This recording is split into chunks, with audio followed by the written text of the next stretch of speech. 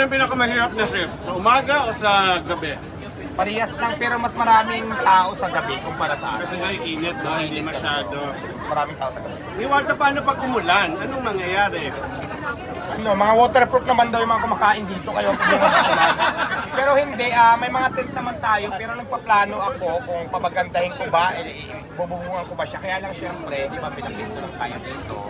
So hindi naman pwede na gawin na lang natin. Kailangan natin talaga muna magpaalam, magpag-coordinate din. So nagpapisto ko pwede natin lagyan ng bubong. At saka hindi, mura na naman, masarap na naman. Kung ganyan yung panahon, minsan nga mas masarap ang kumain pag umuulan, di ba? So pwede pa rin silang pumunta rito. Pero siguraduhin ko naman na hindi kayo mababasa kasi may mga tent tayo na kung hindi na pwede yung ibang tent yan, mga butas na kapalitan natin ng bagong tent. Tulad nito, pag umulan nito, hindi naman sila mababasa dito kung saan tayo nasa lugar na to. Okay.